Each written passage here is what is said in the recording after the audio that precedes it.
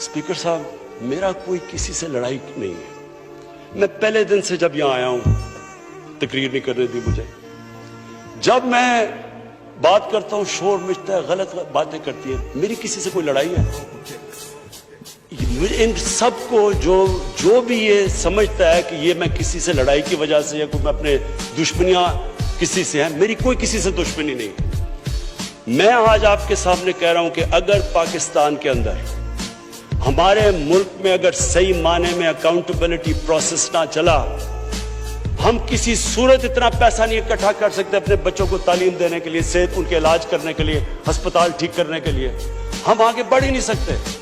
जब elite corruption पे लगी हुई है, वो आप कैसे समझते हैं वो मुल्क तरक्की करेगा?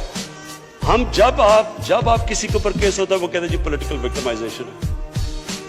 मुझे ये बताएं कि मेरे ऊपर पॉलिटिकल विक्टिमाइजेशन नहीं थी जब इन्होंने मेरे ऊपर 2002 का फ्लैट डिक्लेयर हुआ, मुझे इन्होंने सुप्रीम कोर्ट में 6 केसेस कर दिए। मेरे इलेक्शन कमीशन के अंदर मुझे सुप्रीम कोर्ट में 2 केसेस किए। क्या मैंने कहा कि कभी मैंने कहा विक्टिमाइजेशन है? मैं जवाब देता हूं।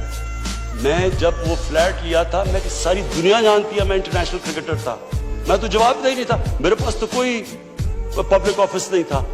उसके बावजूद 10 महीने में स्पीकर साहब जो मेरे से सुप्रीम कोर्ट में जवाब मांगे मैंने दिए।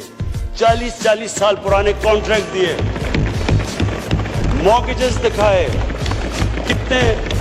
किधर से पैसा आया, मॉर्गेज में कितना गया, कब वो मॉर्गेज दिया, फ्लैट कब बिका, बीवी से जो पैसे लिए हुए थे यहां जमीन लेने के लिए।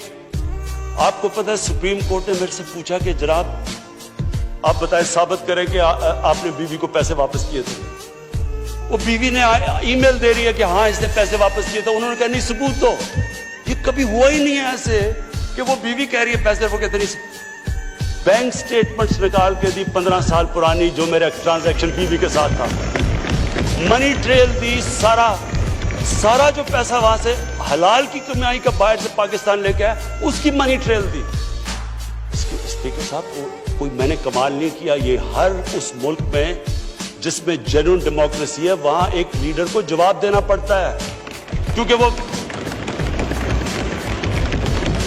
अमानतदार होता है, वो पब्लिक के पैसे का अमानतदार होता है। ये कोई विक्टिमाइजेशन नहीं है। और ये जो नैब है, ये हमने तो नहीं नैब बनाई, एक आदमी हमने भर्ती नहीं करवाया। नैब तो पुरानी है, 90% केसेस भी पुराने हैं, लेकिन गालियां हर रोज मुझे पड़ती हैं कि जनाब देखें इमरान खान ने ये कर दिया, वो कर दिया।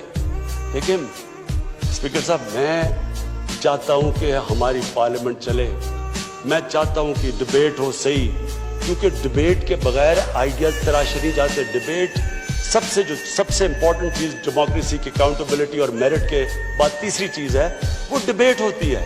यहां डिबेट नहीं हो सकती। जब बात करो वो शुरू हो जाते हैं कि जी वो नैब न्याजी नेक्सस या कभी कुछ शुरू हो जाते हैं। यानी इस तरह तो बोल देखे ना स्पीकर साहब, मैंने तो नहीं नैब बनाई। पॉइंट ये है कि क्या फंडामेंटल प्रिंसिपल ये है, क्या हमारे जो इक़्तिदार में लोग रहते हैं वो जवाब देना चाहते हैं अपनी वेल्थ का या नहीं देना चाहते? और अगर वो नहीं देना चाहते तो बाकी क्यों देंगे? आप जो कल्चर होता है वो ऊपर से सेट होता है। वो कहते हैं fish rots from the top. जब ऊपर से खराब होता है सारा माशरा नीचे तक तबाह हो जाता है। करप्शन का स्पीकर साहब नंबर 1 प्रॉब्लम ये होता है कि मुल्क में जो पैसा ह्यूमन डेवलपमेंट में जाना होता है वो लोगों की जेबों में चला जाता है। नंबर 2 प्रॉब्लम ये होता है क्योंकि चोरी का पैसा होता है वो मुल्क में नहीं आप रख सकते, वो आपको मुल्क से बाहर भेजना पड़ता है। तो मैं सिर्फ ये कंक्लूड करता हूँ स्पीकर साहब, मैं अपनी ऑपोजिशन से बड़े रिस्पेक्ट से कहना चाहता हूँ, मेरी कोई किसी से दुश्मनी नहीं है, ना मैं कुछ बदला लेना चाहता हूँ।